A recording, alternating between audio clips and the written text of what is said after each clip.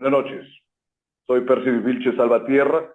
Estamos en el episodio número 229 de Libertad Bajo Palabra. Como habíamos voceado en las redes y en la web, vamos a dedicar este episodio a rendir un homenaje a Pablo Leminski, que es uno de los poetas extraordinarios del Brasil y de la literatura latinoamericana, iberoamericana, de la literatura en general. Casualmente hemos convocado al único traductor de Leminski al español, no el único que ha traducido sus poemas, sino quien ha traducido íntegramente este famoso libro Catatal, que algunos dicen que es una novela idea, a otros les parece que es un poemario experimental o desmesurado. Bueno, es una escritura en el más puro sentido de la palabra.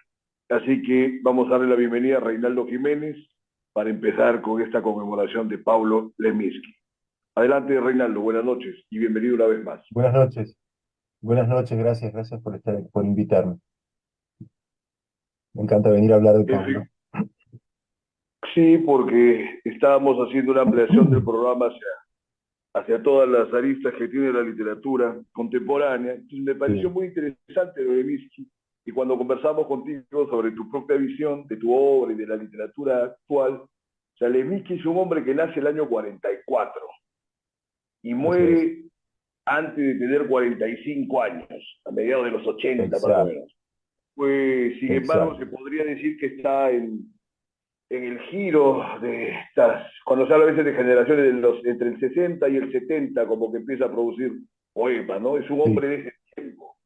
Entonces, pongamos en sí. contexto a la gente acerca de la importancia de Leminski en el contexto latinoamericano, por favor. Tú que eres el Bueno, especialista en adelante. genial, muchas gracias. Mira, sí, en realidad Leminski pertenece a esa generación brasilera o brasileña de la que surge el tropicalismo, ¿no? La tropicalia y una serie de manifestaciones en el teatro, en el cinema novo, en fin, Leminski está en esa vertiente, en esa generación, en ese enclave espacio-temporal, digamos.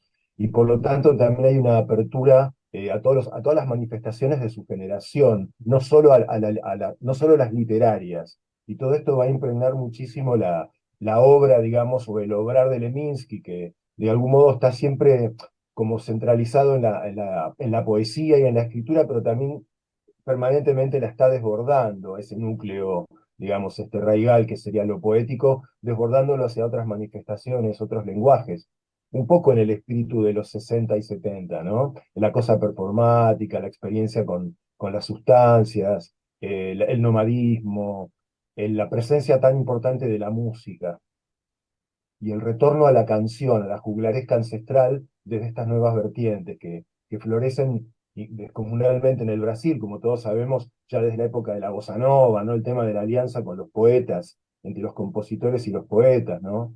Digo, por tirar un nombre fundamental, Vinicius de Moraes, y posteriormente también va a suceder esto, ¿no? Siempre va a haber esta interacción. Y los propios cantautores que son asimismo poetas, ¿no? Como el propio Caetano Veloso o Gilberto Gil, ¿no? Entonces, bueno, Beleminsky va a estar en esta especie de multitribu, digamos, de su generación. Y por lo tanto va a transitar una serie de lenguajes.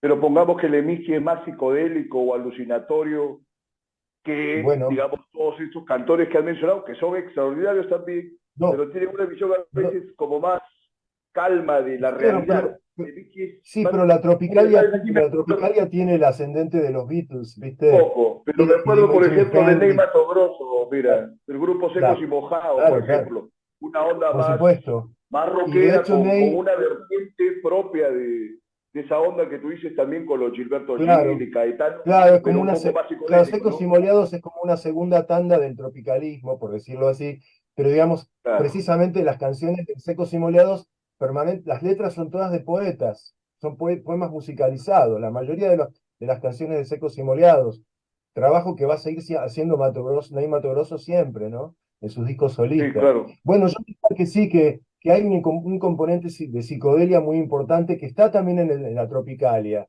Es decir, no hay que olvidarse que que digamos, uno de los ejes fundamentales del tropicalismo son los mutantes, los mutanchis, ¿no? Que es el grupo de Rita Lee, ¿no? Y los hermanos Baptista, ¿no? Que es eminentemente psicodélico, que incluso es como paralelo a los Beatles, ¿no? El propio John Lennon, el hijo de Lennon, dice que ha hecho Claro. una declaración hace unos años que incluso hasta le gustan más los mutantes que los Beatles. Bueno, no está Bueno, entonces creo desencaminado, que ese porque es el los Beatles espíritu que igual anima un siempre poco la... pese a tanto experimentalismo, tú sabes que los Beatles tampoco uno no los concibe de pronto como si fueran grandes emblemas de la psicodelia, pese a Sgt. Pepper, pese al No, Magical Mystery Tour. Han experimentado todo, pero haciendo de una visión de conjunto, claro, no o necesariamente, sea, ¿no? Mira lo que dice, permíteme hay un leer momento esto, crucial, sí, pero permíteme esto de no, Toniño disculpa, que Vaz. hay un momento crucial en la psicodelia de los Beatles. En los Sí, Beatles es claro, psicodélico y que tiene que ver sí, con claro, Magical Mystery Tour, mencionado, el revólver también precisamente, dice y eso, bueno, y la pero cúspide que sería Sgt. Pepper. Claro, claro, por eso la sí, incorporación efectivamente, de lo pero mira, vital, vamos a digamos, a ver través de la esto, de Ravi Shankar. Toniño Vaz, vamos a ver. Toniño Vaz, Entonces yo creo que sí hay un componente psicodélico importante. mira, Incluso Haroldo de Campos, escucha, cuando se se refiere a cruza, Catatau, habla sí, de ah, no, no, barrocodelia, no, ¿no? Él habla de vale, la vale, a ver, lemnisquía vamos a ver, barrocodélica, ¿no? Que es una impronta de psicodelia, perdón, sí, creo que nos estamos cruzando un poco, perdón, a ver, vamos a ver, se ¿me has interrumpió. escuchado la parte que te hablaba de Toniño Vaz? Sí, Mm, ya, entonces vamos a leer lo de Toniño Vaz. ¿Quién es Toniño Vaz? no, Un biógrafo y muy amigo de Leminski, que escribe una biografía que se llama Un bandido que sabía claro, latín, ¿no? Un bandido que sabía latín. Entonces él dice de Leminski, claro, samurái futurista, sí. pensador salvaje, agitador intelectual, provinciano y universal al mismo tiempo. Leminski fue una inolvidable tempestad Ujú. en la escena cultural brasileña antes de morir a los 44 años. En 1989 el auge de su éxito como un mito, habla de un mito ya en Leminski, Tonino Vaz, bueno, en esta biografía que hace de él, seguramente tú estarás de acuerdo con Tonino Vaz, o hay algún punto que puedas Sí, sí, he agregar a leído esa esta biografía, sí. crítica Bueno, existencia. no, sé que hubo algunos puntos de discordancia con la familia, digamos, con respecto a esa biografía. No estoy muy al tanto de eso. Sí, por supuesto la he leído y la he disfrutado. Me interesa mucho esa idea que conjuga el propio título de la biografía de Bass, ¿no? El bandido que sabía latín, ¿no? Creo que lo pinta muy bien, o por lo menos el aspecto más performático, precisamente, más esgrimista, ¿no? Por volver a Descartes, que escribió un manual de esgrima precisamente, y además el propio Leminski, que fue cinturón negro de judo, ¿no? Y si no me equivoco, cinturón marrón de karate. Entonces él tiene como una especie de pluriinterés, ¿no? Él no está solo fijado en la literatura. Esto es muy importante, y aquí yo lo ligaba con digamos, la experimentación de lo que en Brasil se llamó el desbunde, ¿no? El desbunde, digamos, que está relacionado con la psicodelia y con esa impronta, digamos, que hay que recordar que se dio de una manera como una especie de multifloración en medio de una dictadura militar o cívico-militar, ¿no? Con lo cual, hay toda una verdadera versión brasileña de lo que sería la contracultura, ¿no? En un sentido muy claro y definido contextualmente. Por eso es una psicodelia implicada, digamos, no es una psicodelia de evasión, es una psicodelia que está permanentemente, como de algún modo, propiciando una percepción paralela, la creación de un mundo en la percepción, digamos, y la posibilidad de compartir esas otras percepciones.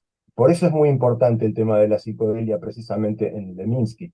No como una cosa definitoria. Yo diría que así como Sgt. Pepper es el momento psicodélico, en los Beatles, el momento psicodélico sería Catatau. Luego la otra obra, las distintas cosas son otras cosas. No se queda en esa vertiente, ¿no? Pero obviamente es una de sus vetas. Así como los japoneses, ¿no? Ya, Lo mira que tiene tú, que ver con esta práctica del judo, el haiku, ¿no? Es lo contrario, es como si el haiku fuese lo contrario de Catatau, ¿no? Que el estallido de una especie de claro, poema, todo prosa, extremo. inscripción, papiro de 200 páginas, y el haiku, ¿no? Y bueno, es muy interesante eso, del cual él fue un cultivador también, porque en la zona de Curitiba y en el sur de Brasil hubo una gran inmigración japonesa a causa de la Segunda Guerra Mundial. Y con ella vinieron varios maestros del haiku japoneses que podían desempeñarse en distintos oficios, qué sé yo, jardinero, ¿no? Constructor de casas. Digamos, pero esa gente eran practicantes del haiku. Y eso se irrigó ahí en la zona del sur de Brasil. Digamos, uno de los cultores que puso a circular en toda la lengua portuguesa del Brasil, digamos, del haiku, fue precisamente Leminski. Desde eso que dice Vaz como universal y provinciano, ¿no? Desde Curitiba, pero involucrado, digamos, con ese contexto mucho más amplio que venía de esos orientes, ¿no? De esos orientes otros, digamos, no los del cliché, sino los de la práctica, ¿no? Decir, bueno, el haiku es una práctica, ¿no? Y el judo es una práctica, y la escritura es una práctica, ¿no? Y esto todo es como la integración de un personaje muy, muy complejo, ¿no? Que es la persona de Leminski. Por eso creo que se habla del mito también, de algún modo, del mito de Leminski, porque él Mira, voy a de compartir algún modo ahora, encarna esa muy... vamos a compartir ahora, te digo, vamos a estar un poco calmos, porque te escucho, que, por favor, pues vamos con calma, por favor, Reinaldo. Quiero compartir Sí, un texto de José María Cansado, del año 1986, para seguir, digamos, ilustrando sobre cómo es que los propios brasileños han admirado a Levinsky, ¿no? A ver, vamos a ver, dice, claro, hay en sí, Levinsky, en su figura, en su kimono cerrado en una larga diagonal, en sus manos gesticulantes, en sus palmas muy rojas como si estuviesen congestionadas, en sus uñas cortadas como 10 canaletas, que bien podrían ser las manos de un bailador flamenco o de un alpinista preparando la próxima lanzada, que puede ser siempre la última, en la torsión estudiada de su cuerpo, en su nivel de atención, ahora concentrado, ahora distraído, ahora tenso, ahora relajado, esa fuerza de los poetas que no se anuncian y atacan sin previo aviso. Aquí José María Cansado da este retrato, ¿no? Somero de sí, Leminski, pero hace una enumeración de un montón de contradicciones que se sucedían al mismo mm, tiempo. Eso muy veo que importante, sí. pasa sobre todo en Catatao, en todo el curso del texto. Mm. Tú que lo has traducido, Claro, bueno, ¿cómo ves esta característica de esta intensidad y de esta superposición de sí, caracteres sobre Levinsky? A ver, es cuéntanos. muy interesante esto que planteas, Percy, porque precisamente el tema de la contradicción, ¿no? La cuestión de albergar contradicciones. Porque pienso que de algún modo Catatau es como es una especie de ensayo dramático, como una especie de monólogo acerca de América, de las Américas, de la incógnita América. De hecho, el nombre original de Catatau iba a ser una palabra en polaco, es zagatka, que quiere decir enigma. Es una palabra que después igual aparece como incrustación adentro del texto. Y bueno, yo creo que hay una pregunta por las Américas, a partir de esta figura que es, para las personas que no conocen el libro, es importante simplemente el micro relato anecdótico, digamos, es una prosa, digamos, continua, sin puntos ni aparte, de alrededor de 200 y pico de páginas, como si fuese un monólogo interior, digamos, y quien está manifestándose es René Descartes, que ha sido arrojado por estas cosas del destino, en la imaginación de Leminski, en plena selva amazónica, o digamos, en algún lugar donde la fauna y la flora predominan, y esas otras culturas que no son la europea. Y entonces, bueno, este Descartes empieza como a hablar consigo mismo. Por momentos es como poseído por esas voces, ¿no? Esas voces locales, esas emergencias de la flora, de la fauna, de los ancestros incluso desconocidos, ¿no? Y él trata de hablar como una especie de portugués, pero que está impregnado de una especie de ese holandés, del cual, porque, digamos, Descartes siendo francés, viene en la imaginación de Leminski con la flota, digamos, de comercio de las Indias occidentales, ¿no? Que venían de Holanda. Entonces y de algún modo hay una conexión histórica que Leminski tergiversa, pero esta es la historia, ¿no? Básicamente es eso. Y a su vez es como el estallido de un momento. Es como si todas estas 200 páginas pudiesen acontecer en una especie de burbuja de espacio-tiempo, que es como aquello donde digamos, el pensador de lo claro y distinto se ve diluido entre las entidades humanas y no humanas, que sería ese continente ignoto, ese desconocido inmenso que lo envuelve, lo implica y lo interpela, ¿no? Y entonces ahí está la posibilidad de derivar en una especie de lengua intermedial, que sería algo así como una especie de lengua romance en el sentido de la indefinición gramatical, ¿no? Y esto es lo que propone Leminski como núcleo, digamos, de su tesis acerca de la imposibilidad de escribir una novela. Como diciendo, bueno, ya la novela fue escrita, tenemos todo el siglo XIX, principios del XX, las grandes obras de la novela están hechas, ya no se puede escribir una novela, y menos desde las Américas. Esto además es como una especie de broma en pleno boom, ¿no? Digamos, pero bueno, él hace este gesto como, si se quiere, entre comillas, vanguardista, ¿no? O desafiante, que tiene que ver con una mirada, digamos, acerca de la voz y de las voces y de las hablas en una especie de indefinición que alberga los contrastes. Y por ende, y aquí vuelvo al comienzo alberga contradicciones, digamos, la posibilidad de una contradicción, ¿no? Donde aparece lo sublime y lo prosaico, la tragedia y la comedia, ¿no? El grotesco y la lírica, todo mezclado. Y Todo el mezclado. todo mezclado. Y el balbuceo, ¿viste? El balbuceo como una especie de magma de estadio germinal del lenguaje, ¿no? Donde lo que se instala o se convoca de algún modo es la discontinuidad, la dificultad, la permanente interferencia, digamos, como que siempre hay una información nueva que se agrega y desvía en esa escritura, ¿no? Siempre hablando de Catatao. Y se va desviando de una manera tal que uno no puede seguir ningún hilo. Siempre hay que volver a comenzar frase por frase y a casi yo diría ir leyendo muy pegadito a lo que Néstor Perlonger llamaba el micromar de la sílaba. Es decir, hay que ir leyendo casi como una especie de jeroglífico que uno va tactando en la penumbra de la posibilidad semántica, digamos, como una especie de irregularidad del terreno donde lo que asoma es algo a ser traducido en la reminiscencia, no en la posibilidad de un relato coherentemente narrable, ¿no? Y en eso aparecen múltiples voces, se apela, digamos, a lo que es incluso preverbal, ¿no? Al balbuceo ese del cual hablaba Artaud en algún momento. ¿Ya? Pero ese balbuceo y esa cuestión preverbal al mismo tiempo también se confronta con pasajes que son muy contundentes y claros. Sí, claro, La cosa es cómo uno los determina sí. y habría que pues estar poniendo marcadores o marcando con diferentes colores, algo como para poder Teníamos, establecer picas en medio sí, de ese revoltijo, ¿no? De ese claro, torbellino verbal, claro, además porque en no el lo puede torbellino, leer uno como una cosa lineal.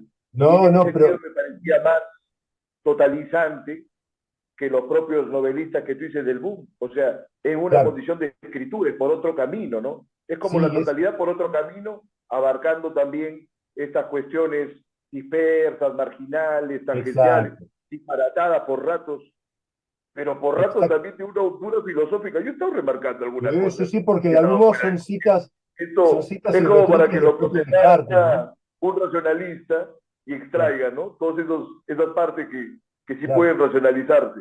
Y el resto, bueno, queda como un decorado muy importante. Claro, Pero pero no esta es es un una línea que decorado, está pero no, muy yo no diría que es marcada, te un digo. decorado de lo importante. Yo creo que justamente Pues al revés, también, no, claro, paradójicamente, no, ¿no? no, en el sentido de que se produce una Entrando horizontalidad en en la la paradoja. percepción, ¿viste? Entonces no hay jerarquías en ese sentido. Lo que hay es una trama o una especie de urdimbre con una trama, ¿no? Y lo que se produce es un textil que va avanzando y que en el remolino pareciera que no hay una construcción o como diríamos, un esquema o mejor dicho, un diagrama, una Ya, estructura, claro. pero en el remolino hay retornos que van configurando áreas, que van otorgando unas claridades enhebrantes, digamos, de ciertas posibilidades de relacionarlo con algún sentido de reflexión, que Algún son en sentido. muchos casos citas o parodias o despedazamientos de frases de los propios filósofos, empezando por Descartes. Sí. Claro. Oye, pero él no tenía ni 25 años, creo, cuando terminaba No, ese libro. impresionante. Lo empieza a escribir a los 20 Y años y tarda 8 claro, años en terminarlo. A los 20 años tarda empieza, es 8 una años. cosa increíble. sí, pero entonces yo te digo, ¿Y entonces, sabés ¿qué qué? Una pasa con cosa, este libro? perdón, Porque tú dices que es un perdón, una desafío y en cosita. parte una broma, dices. ¿Qué? Disculpa, Sí, disculpa, una cosa, que con respecto dale. a lo del latín, el bandido que sabía latín y esta precocidad de Leminski al escribir, al comenzar con el proyecto de Catatao, que le insume un pedazo de su vida, es decir, 8 años, y es su primera obra, que empieza una obra con una especie de obra maestra antimaestra, antiobra, digamos, tiene que ver muchísimo con ese conocimiento del latín que él había adquirido en un convento, en un monasterio, que fue el colegio secundario, que tenía una enorme biblioteca, donde él aprende latín, y entonces, y domina el latín muy tempranamente, tiene una enorme facilidad para las lenguas. Ahí en la misma biografía de Tonino Vaz se cuenta un amigo que le presta un libro para una especie de gramática hebrea, y en una semana se lo devuelve, y le dice, bueno, ¿qué tal? No, no, ya está, ya había aprendido los rudimentos del hebreo en una semana con un libro. Entonces el tipo tenía esto, él traducía directo del japonés, se había autoinstruido, digamos, era un tipo notable en ese sentido. Entonces Sí tenía que había traducido bastante del inglés también, pero del también, japonés claro, no lo había advertido. O sea, sí, sí, era un traductor con mucho sentido de la aprehensión de otros idiomas. Ahora que has hablado del latín, a ver, vayamos matizando. Me acuerdo de dos grandes personajes de la literatura que trabajaban mucho con el latín. ¿Te acuerdas de, obviamente, Joyce en lo de Stephen Dedalus? Se hablaba claro, bastante latín donde estudiaba. es una referencia. Bueno, y me parece que Martín Adán también tenía que ver cosas Ah, con el latín, ahí en el y colegio bueno, la alemán, claro, gramática, ¿no? Claro, la cosas gramática. así, ¿eh? Sí, sí, Entonces, sí. mira, esta gente que se ha proyectado con estos trabajos tan intensos sobre lenguaje, habían tenido unas fuentes clásicas, al menos. Pero En lo claro que de sí. Levinsky es casi sorpresivo porque ya es mediado de los años, entrado a los años 50 que, digamos, tiene contacto con el latín. Los otros era a inicios del 20 o antes, Joyce antes. No, Entonces claro, es claro, curioso, ¿no? Es claro, claro. interesante. Ahora te digo, dentro del contexto de la literatura brasileña, mira, te digo, a ver, los autores que muchos tenemos como referentes prontos de lo brasileño en la poesía están Haroldo de Campos, que nace en los años 30, ¿no? Luego vienen los concretistas, todo lo demás, entra Leminski también, que nace el Sí, 44, Ferreira Goulart está más o menos por esa época también, Roberto Piva también claro. es a fines de los 30, casi los 40.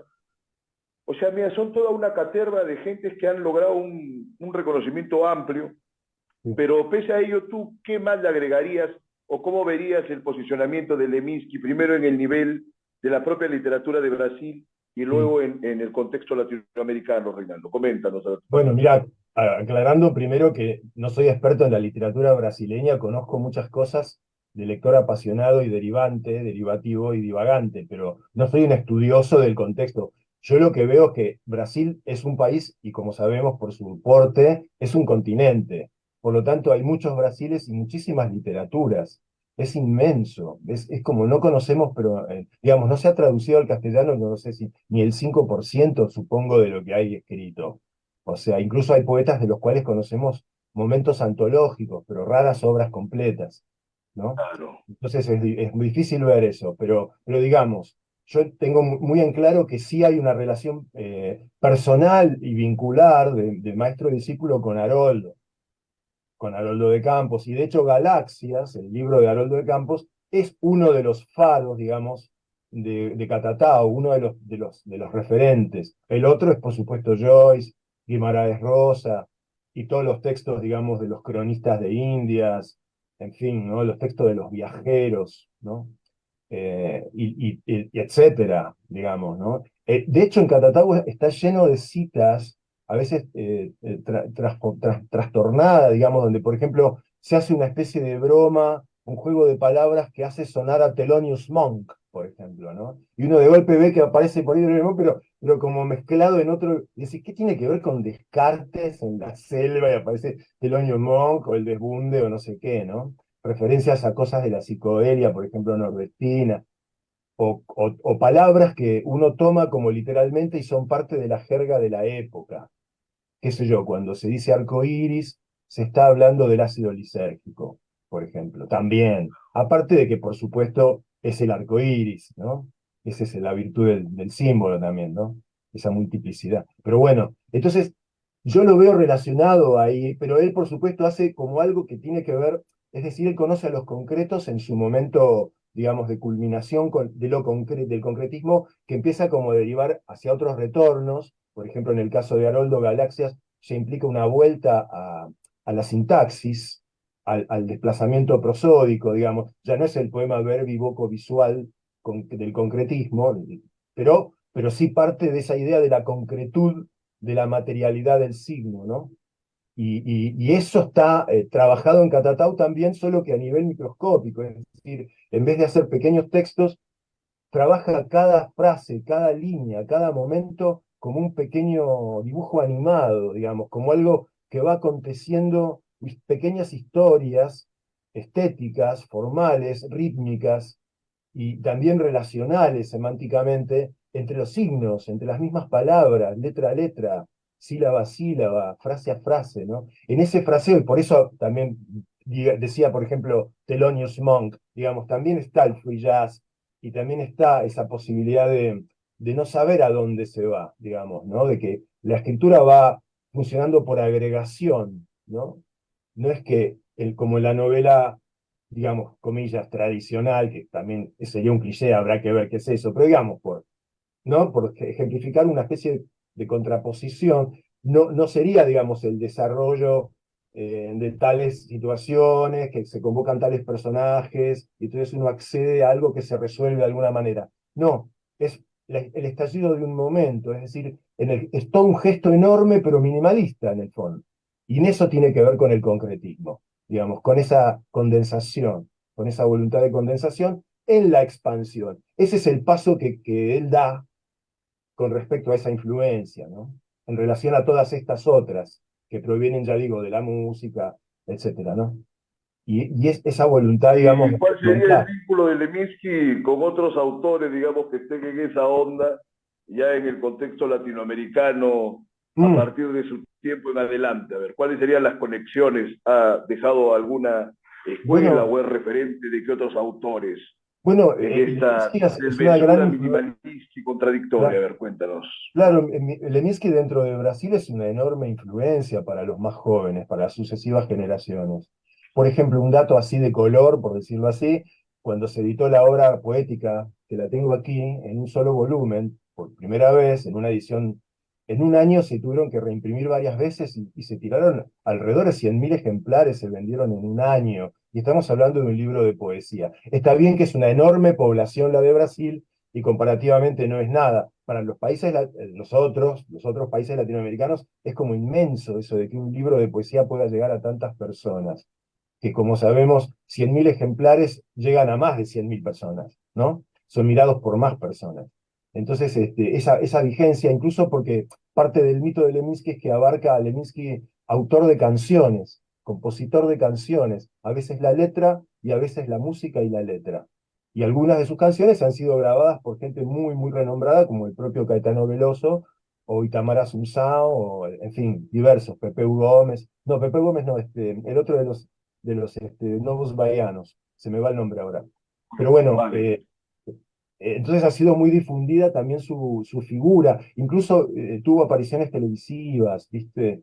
Entonces, bueno, yo creo que está bien relacionarlo con la literatura, pero también hay algo en esa impronta, por lo menos de su generación, y lo incluiría a Roberto Piva, por ejemplo, y a otros, está la cosa como de la poesía como un modo de vivir, más que una cuestión con la literatura, aunque sabemos que Leminski era un erudito literario infernal, de hecho es el traductor de Satiricón de Petronio del latín, por ejemplo, entonces a muy temprana edad. Entonces es esa figura muy erudita, pero que a la vez tiene como una voluntad de lo popular o de lo contemporáneo, ¿no? Que no es demagógica, que es realmente una experiencia de su generación, de su momento, ¿no? Él hacía letras para unas bandas de rock de Curitiba, y se editó el disco muchísimo tiempo después, ¿no? A llave, la llave. En fin, Ahora, ¿tú sabes por qué él eh, entra en ese monasterio tempranamente y que adquiere, dicen todos estos sí, conocimiento, ¿no? Del mundo sí, clásico, de la filosofía. sí, Sin embargo, él rompe con todo eso a los 14 años. Es como que tuvo un llamamiento espiritual, ¿no? Ortodoxo, más clásico, sí. y arranca la adolescencia y le entra pues una cosa Sí. alucinada o Y la agarra visionaria. la agarra la ¿Qué pasó ahí? adolescencia. La agarra la adolescencia. Claro, pero lo Lo que tomó pasa como es que era una el cosa colegio media secundario. infernal, porque El rompió con monasterio, ese vínculo. A ver, el cuéntanos. monasterio este era un colegio secundario, era una escuela también. Ya, Entonces él ok, estaba en el colegio. Él tenía la idea de ser, sí, de ser seminarista, ¿no? Él sí. quería ser monje benedictino. Y como Hugo Ball, si no me equivoco. Pero es expulsado del colegio, porque tenía revistas con fotos de chicas desnudas, de Brigitte Bardot, etcétera, de las divas de la época, y por esa razón es expulsado, pero era tan respetado por los profesores que igual le permitieron seguir accediendo a la biblioteca durante mucho tiempo. O sea, eso es muy interesante. Y ahí él leyó a Spinoza también, leyó a Descartes, leyó todo. Leyó a los padres de la iglesia, ¿viste? Conocía todo. Todo eso está de algún modo relacionado con Catatau porque son referencias que aparecen a lo largo del libro. Mira, aquí tengo el tomo de la poesía completa, que salió hace Toda unos años, poesía. toda Y se ven poesía. los bigotes Los ahí un bigotes. poco. Bien, claro. De Morsa, sí, claro. Sí, Bien.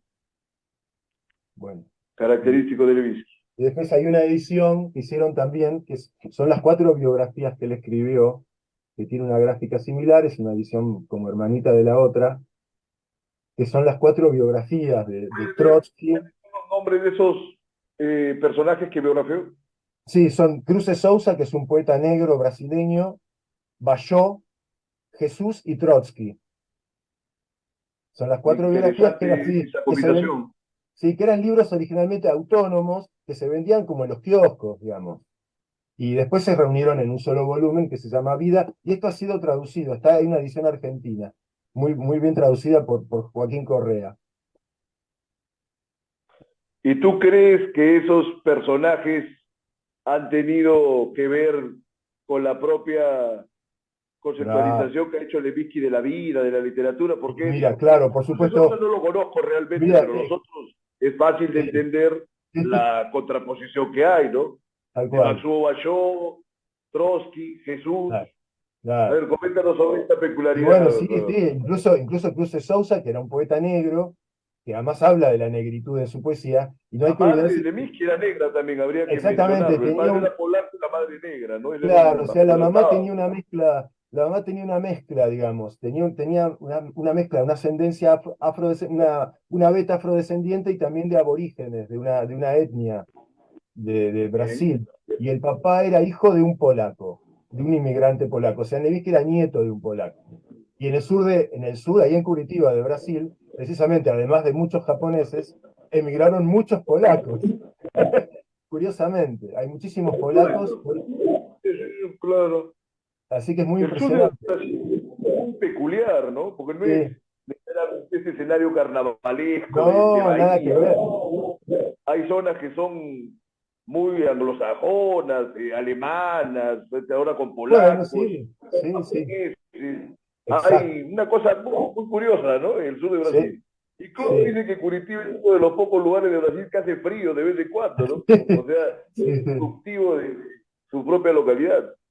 sí, Claro, como tú dices, esos sí, son algunos elementos coloridos, pero es que sucede que realmente la literatura nada más de Leminski, bueno, es ciertamente densa por sí. largos tramos, sobre todo en Catatau. Sobre Es todo como que Catatau.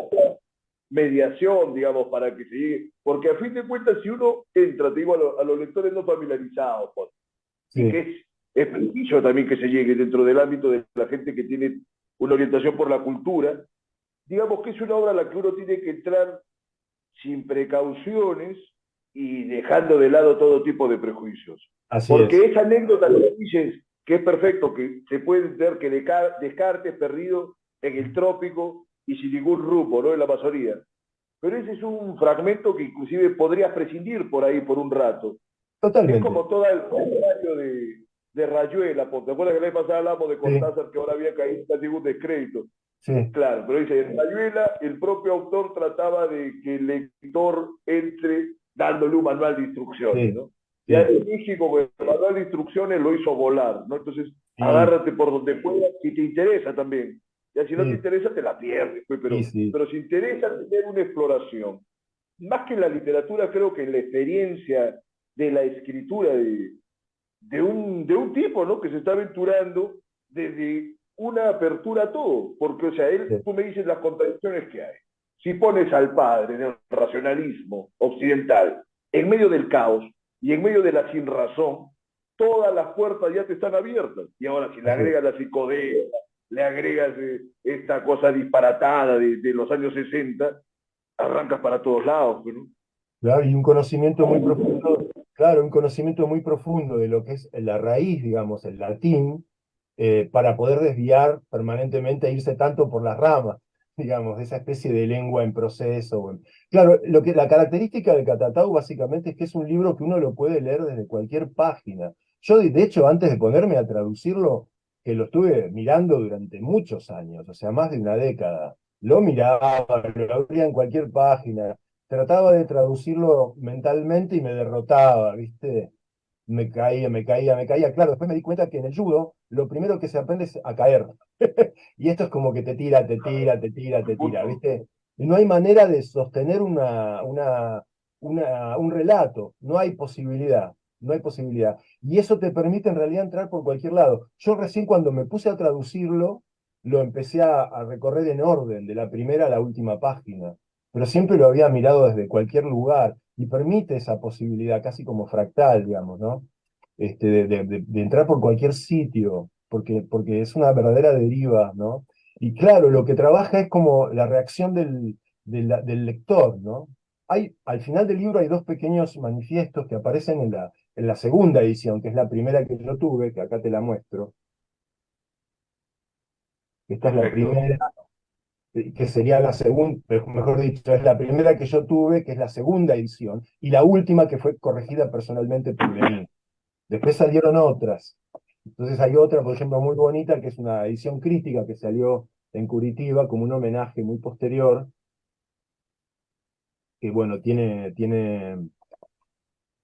iconografía, en fin, es muy, muy interesante. Te voy a mostrar simplemente alguna de las páginas para que veas cómo es por dentro, A ver, ¿no? momentos íntimos. Claro, la Claro, familia, las hijas, él tocando la guitarra, o acá, por ejemplo, con los hermanos de Campos, perfecto. en fin. Ahora te iba a preguntar, mira, tú, Reinaldo, que has traducido Catatao, es la primera traducción íntegra al español, entiendo. Sí. Se fueron No es traduciendo al español, fragmentos. es que no puede ser al español, ¿eh?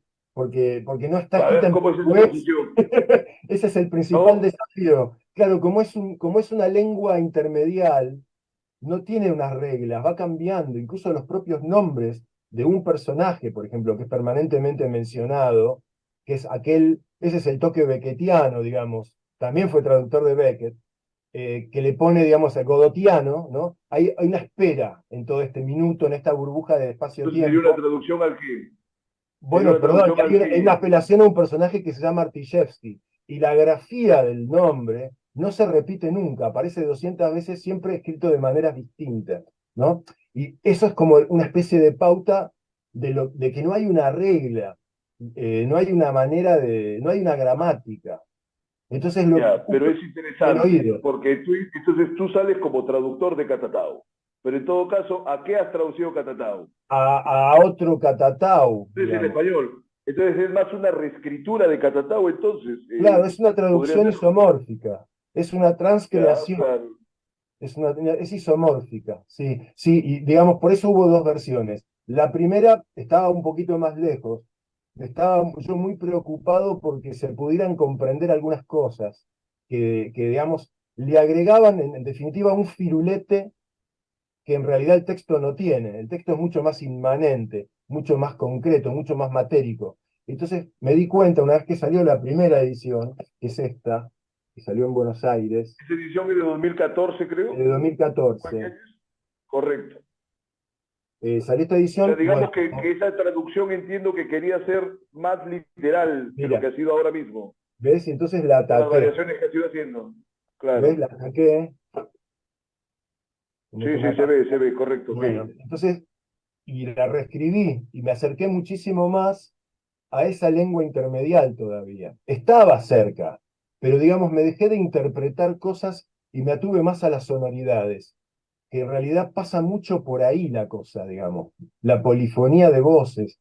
Y algunas cosas las retorné a su lengua original porque son términos que vienen de lenguas africanas, designan animales o plantas o comidas. Entonces ese tipo de cosas regionalistas, digamos, si se quiere, las dejé en su sonoridad.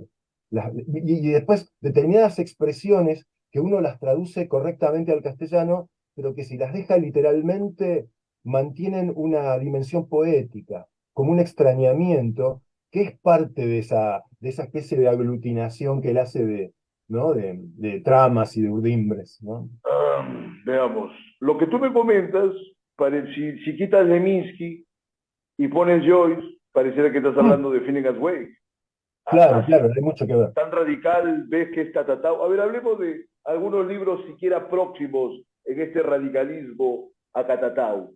A ver, menciónanos Bueno, sí, algunos que sí, tú ya te lo creíste, que te por ejemplo. mencionaba hace un rato, bueno, Galaxias, para empezar, obviamente Pero lo de Joyce, viste, los dos Joyce, el Ulises y el Finnegans, más el Finnegans que el Ulises, incluso diría, ¿no? Y por supuesto Guimarães Rosa también, todo lo que tenga que ver con esa radicalización de Sama Lima, digamos, ¿no? Pero los clásicos también, todos, digamos, y la cuestión de leer a Beckett como un clásico, ¿no? Digamos, lo que no hay es centralidad, hay todo el tiempo periferia, ¿no? Por eso creo que hay una identificación con estos autores, es decir, con un irlandés, con otro brasilero, ¿no? Gente que están como en literaturas menores, si se quiere, que van por lugares que no son los del foco, digamos, de la literatura, que después terminan Bueno, siéndolo. estos que Digamos, yo mencionabas son inicialmente, irlandeses, ¿no? Estás por hablando eso. de Joe, estás hablando de Beckett, que son irlandeses, que escriben en inglés, Beckett le acaba sacando la vuelta a la lengua, Joyce también le acababa sacando la lengua al inglés, metiendo todos los idiomas que tenía a la mano, ¿no? Porque Claro, Beckett estaban en inglés y en en esa francés, búsqueda. ¿no? Claro, Entonces Beckett en también inglés y ellos en eran francés. como que fueran provincianos y al mismo tiempo buscaban esa universalidad Sí, poniendo pues una superposición de sí. saberes Hay muy un, complejos. Ahora quiero hay una mencionar que canción, Percy, una canción tengo que hacer así igual porque parecemos que estamos en una contienda boxística, verbal. Te pido un break, a ver, te digo, voy a leer esto que dicen. Leminski era traductor y crítico, obviamente tiene muchos escritos al respecto, pero hizo versiones en el portugués de las obras de algunos de los que tú mencionas, Joyce, Beckett, pero también el japonés Yukio Mishima, sí, Alfred Jarry, sí. bueno, y aparece John Lennon acá entre puro literato y John Fante, ¿no? Que era un autor muy admirado, por ejemplo, por Bukowski, que todo el mundo conoce, pero Fante era uno de sus maestros, ¿no? Sí. Pregúntale al Polo, que tiene una obra que mucho mencionaba Bukowski. Entonces, fíjate Ujú. ahí la dispersión de este hombre en la literatura, pero dicen que además buscaba poesía antigua, ya sea en el Egipto, entre las cosas de Centroamérica, del mundo azteca, de los sánscritos, o Sí. sea, realmente que tenía una dispersión inmensa. ¿A qué atribuyes tú esta condición tan curiosa, tan Y eso, desmesurada, y que supo eh, plasmar en esta obra de claro. juventud, digamos? No, es que es Catatao. otra de las contradicciones, Percy, porque a que lo habitan, porque digamos, es una dispersión, como bien dices, y a su vez una enorme capacidad de concentración, porque era un tipo que tenía capacidad de estudiar y de concentrarse, porque no era alguien que pasaba superficialmente por aquello que lo iba habitando, iba siendo habitado. Yo creo que eso tiene que ver también con la brevedad de su vida, ¿no? Como la intensidad con la que se dedicó a todo. Una intensidad que no paraba. Una Uno cuando ve los videos, condensación, ¿no? Claro. sí, uno ve los videos de Leminski, es increíble. No sé si has visto algún video de él, hay varios en YouTube, Unos. entrevistados, viste, como que está siempre como exaltado, ¿no? Como que parece que va a explotar el tipo, ¿no? Era como una especie de inspirado constante. Y Y un poco bueno, nos hemos puesto así ahora mismo, mira, como que ¿sí te evocar parece? estas literaturas a uno lo... El otro día estaba en una cabina en otro programa que tengo los viernes. Bueno, y hace poco falleció un poeta aquí, Salomón Valderrama, ¿no? Y leímos Sí, unos poemas suyos. Oye, sí. sentimos que en la cabina había una energía que era Uh, más fuerte que la que siempre uno tiene cuando lee un poema, ¿no? Es como una Mm. especie de convocación o una cosa así espiritual. Me Con esto ha apenó el parecido lo mismo, fallecimiento porque de... no, a Levinsky lo han caracterizado como si fuera un boxeador fajador, Bueno, en es esa un intensidad de judoka, acercarte al es un cuerpo del otro y judoka. tirar.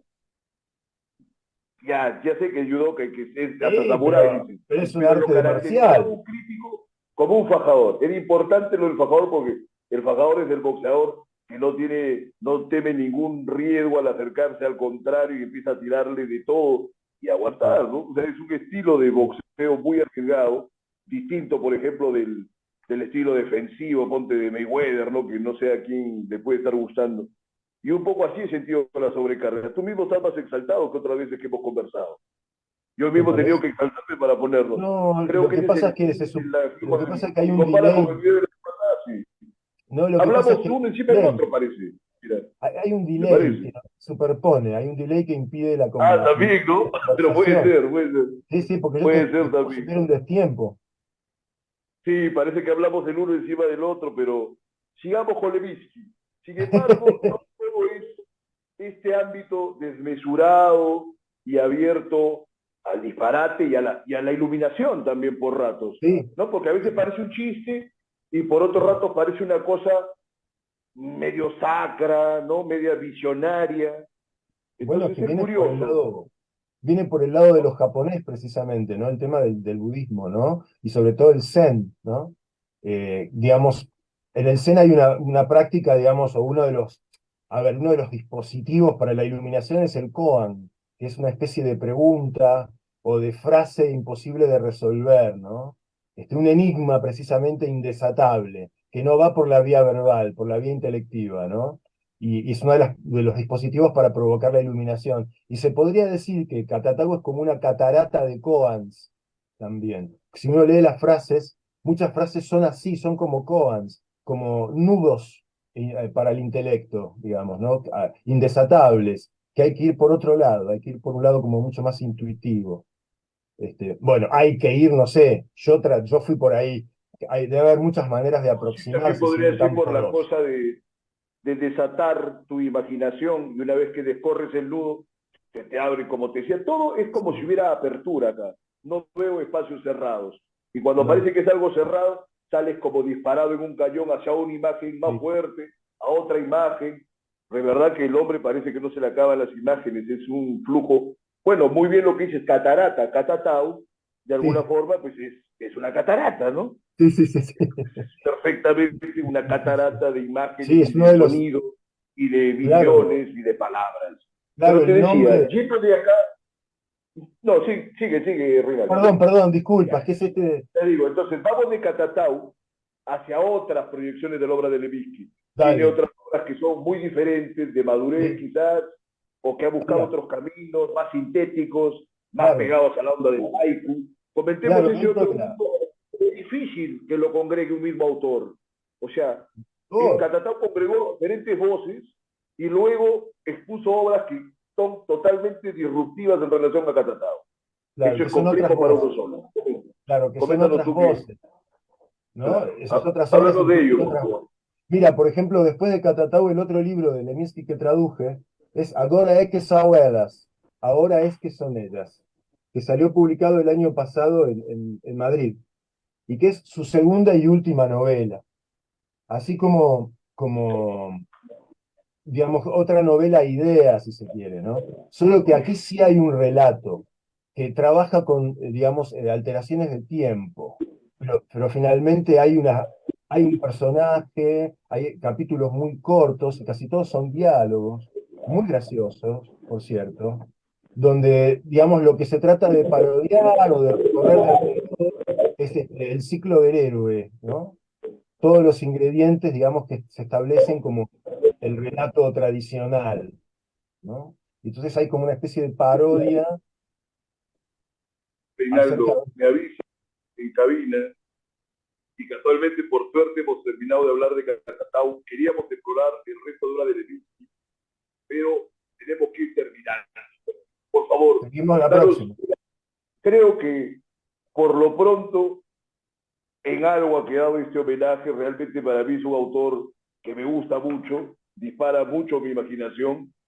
Creo que el único autor de su tiempo y del Brasil que yo lo pondría, quizás en mi gusto personal, algo por encima de él, sería Roberto Piva. Yo ya estoy buscando otro momento para hablar de, pero son de lo más altos realmente que ha habido en el siglo XX, en el ámbito, creo, de todo el espacio latinoamericano. Por lo menos de los años 70 a la fecha, el último medio siglo, creo que son los dos autores que más han disparado su capacidad imaginativa. Bueno, en el caso de Leminski una cosa más lingüística, pero en el ámbito de la imaginación, dos terribles monstruos, ¿eh? Leminski y Roberto Piva. Vamos a buscar. Roberto. Una conclusión breve, Reinaldo, para despedirnos hoy. Y ya nos reencontramos pronto. Bueno, no es inconcluyente, digamos, es imposible concluir respecto a Leminski, pero yo diría que, Claro. por ejemplo, la Algo gente que nos, provisional. no, algo que la gente que nos esté escuchando, yo, a pesar de que estuvimos hablando sobre Catatau, y que podríamos seguir hablando horas, o yo por lo menos, no empezaría, no recomendaría empezar por Catatau, aun cuando fue su primer libro. Yo diría que empezar por la poesía, ¿no? Por la poesía, que hay varias traducciones muy buenas en distintos países, en España, incluido Argentina, en fin. En Perú también hay una edición, hay una antología de Leminski de la poesía. Eh, en fin, en México también. Y bueno, empezar por ahí, y también por algunos otros libros, como sus ensayos, o no sé, por ejemplo, las biografías, que son alucinantes, son hermosas. Y ocasionalmente, igual tener un ejemplar de Catatau para aquellos que quieran ir pellizcándolo.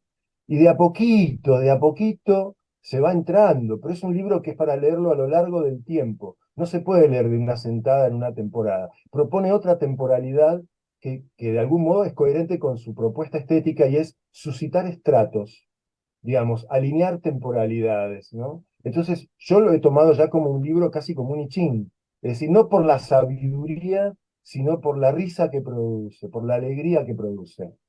Agarrarlo por cualquier lugar. Eso sería lo que podría decir con respecto a lo que estuvimos conversando. La obra es Tiene inmensa. más de 15 libros de poesía de Leminski. Habrán sido traducidos unos 5 o 6 al español. Pero hay otras cosas que podríamos hablar otro día, pero mira, a mí realmente Catatau me parece un poema único. Esa onda de la novela Idea habría que ver quién la impuso como concepto de Él, no, él. es Él como la pone como, una broma, ¿no? Porque no, pero él lo pone como hay subtítulo. algunos escritos poéticos que están en esa dimensión, ¿no? Me hace Claro, acordar claro. un poco en procesos que tenía Martín Arán en La Casa de Cartón, pero pasados por el ácido lisérgico, pues, ¿no? O por Sí, el rock de esa sí, época. Muy bien, sí. eso ha sido todo por hoy. Gracias, Rinaldo, por acompañarnos. Ya veremos alguna próxima oportunidad para seguir con esto. Bueno, Esa ha muchas sido una gracias. visión provisional del universo de Leminski, ya Sí, que cada quien vea cómo entra por ahí, porque al final la literatura no es tampoco una serie de prospectos ni de indicaciones, pero por lo menos a lo que hemos conversado hoy día nos interesa mucho. Reinaldo ha sido un traductor, imagínense el grado de compenetración que tiene con Leminski, así que busquen en Google lo que puedan y si ya les da los ánimos para más, vayan a buscar los libros impresos. Buenas noches.